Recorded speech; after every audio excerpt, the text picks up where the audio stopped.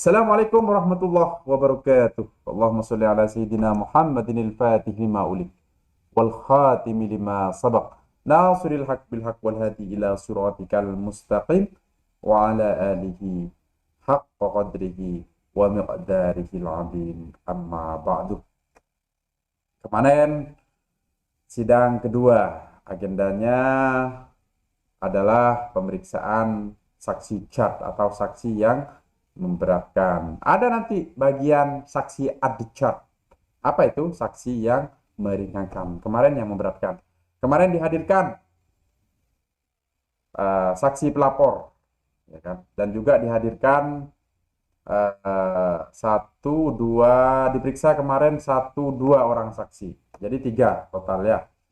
Fakta-faktanya adalah yang pertama, kemarin diperiksa saksi pelapor dalam hal ini istrinya Kifahim Mawardi, yaitu Ibu Himmatul Alia. Kemarin diperiksa yang secara garis besar menerangkan bahwasanya apa alasan-alasan sehingga dia melaporkan. Saya tanya, karena dalam laporannya dia menyatakan pencabulan yang dilakukan oleh Fahim Mawardi. Klausul ini kan past tense atau fi'il madhi, artinya sudah ada kejadian. Makanya saya gali kemarin, atas dasar apa saksi melaporkan terdakwa ini, dan atas dasar apa menyimpulkan bahwa sudah terjadi pencabulan. Jawabannya kemarin dicatat, saya juga mencatat.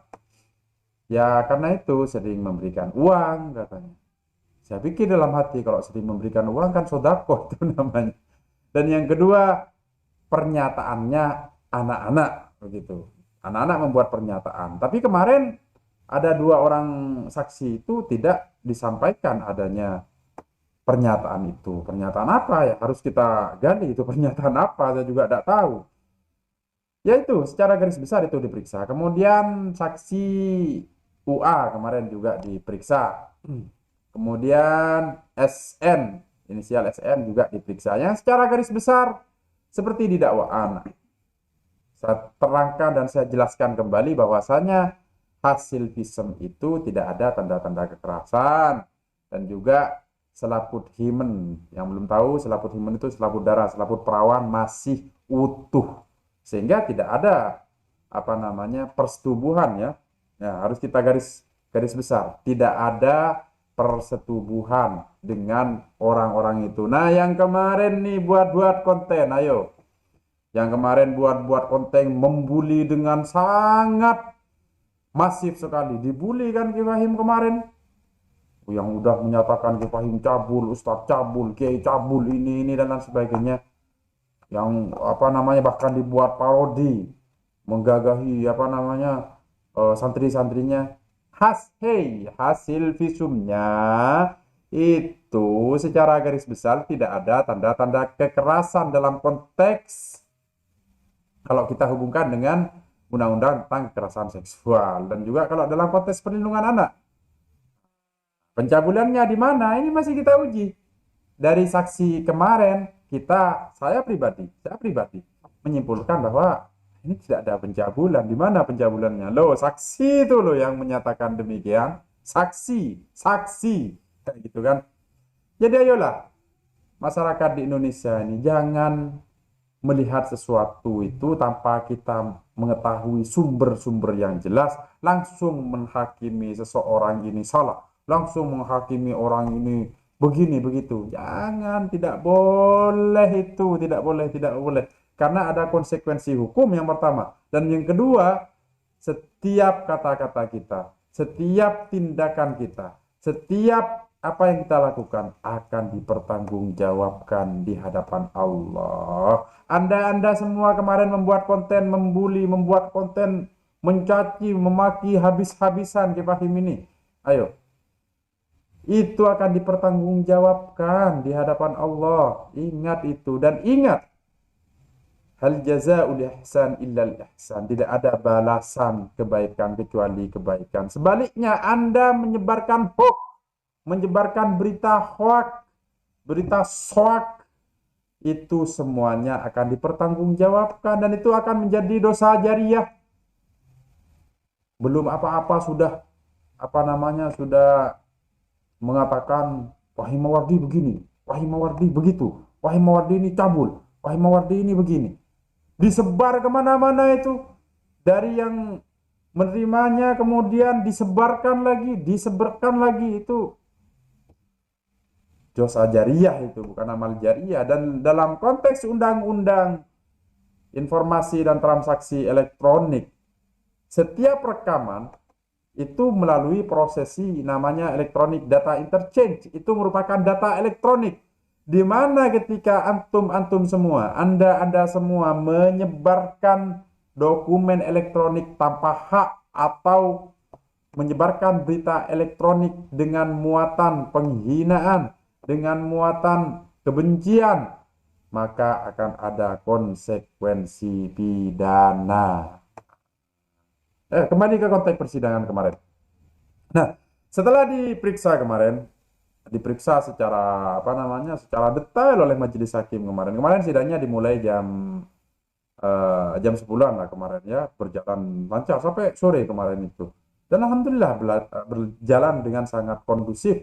Dan yang kedua, bagaimana kondisi Ki Fahim? Ki Fahim datang kemarin, dia menggunakan menggunakan baju muslim, tidak dipakaikan baju tahanan, dan dia juga dalam keadaan baik-baik saja, tambah gemuk, dan subhanallah responnya luar biasa. Dan ini lagi yang harus menjadi catatan.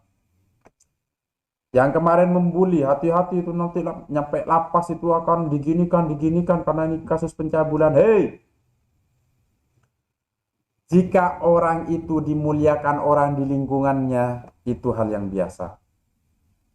Tapi jika orang dimuliakan di lingkungan, bukan di lingkungan dia, yang berbeda dengan dia, lihatlah contohnya di lapas, tapi dia tetap dimuliakan, itu yang sangat luar biasa.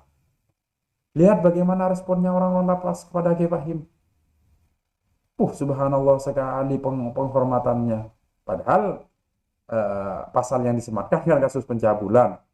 Tapi lihat penghormatan mereka kepada Ki Fahim. Dari sini dapat kita simpulkan bahwasanya, saya berkeyakinan bahwasanya Ki Fahim ini adalah orang yang bersih, orang yang memiliki hati yang bersih. Buktinya dalam keadaan baik-baik saja, dalam keadaan sehat walafiat, mukanya bersinar-sinar, tiap hari baca kitab, tiap hari menulis catatan-catatan, setiap hari mengajari Al-Quran dan lain sebagainya. Itu sebuah luar biasa. Dan sekali lagi saya sampaikan kepada sahabat-sahabat di Indonesia, terutama konten kreator yang kemarin membuli beliau, yang kemarin habis-habisan merujak beliau dalam tanda kutip, ayolah mulai saat ini bijaksana. Ki Fahim ini orang Islam. Ki Fahim ini orang yang senantiasa menyampaikan yang hak. Ayo bijaksana.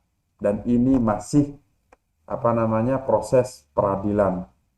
Ayo kita junjung tinggi asas perception of innocence. Jadi asas praduga tidak bersalah. Jadi seseorang yang belum dinyatakan bersalah oleh pengadilan dan berkekuatan hukum, jangan disamakan hak-haknya dengan orang yang sudah terpidana.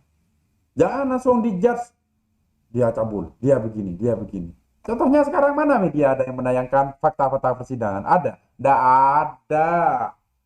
Coba ditanya itu saksi-saksi yang kemarin itu diperiksa. Tanya itu. Atau pelapor kemarin ditanya itu. Yang melaporkan istrinya itu, tanya itu wartawan itu. Atas dasar apa melaporkan? Yaitu yang saya tanya kemarin bahasanya, karena sering memberikan uang dan surat pernyataan dari anak-anak. Dan itu disimpulkan sebagai pencabulan. Kalau saya menyimpulkan dengan memberikan uang kepada orang, itu namanya sedekah. Begitu kan? Jadi ayolah, sekali lagi saya mengajak sahabat-sahabat di Indonesia, terutama konten kreator. Ayo kita hati-hati setiap ketikan kita, setiap omongan kita, setiap tindakan kita akan dipertanggungjawabkan di hadapan Allah dan di hadapan hukum. Demikian progres penanganan Kiai Ahim Mawardi. Dan dengan ini saya sampaikan kepada masyarakat di Indonesia, ada henti-hentinya, ayo kita doakan para penegak-penegak hukum kita, hakim, jaksa, pengacara, semua, polisi, semua, TNI, semuanya, para APH di negara kita ini, untuk senantiasa istiqomah dan lurus, tegak lurus, berpijak pada aturan hukum dan mengedepankan kepentingan-kepentingan rakyat secara garis besar. Demikian, aku lu qauli hadza wa astaghfirullah li wa lakum. Allahumma shalli ala sayyidina Muhammadin al-Fatihi lima ulik wal khatimi lima sabaq nasiril haqq bil haqq wal hadi ila siratikal mustaqim wa ala alihi haqqa qadrihi wa miqdarihil azim.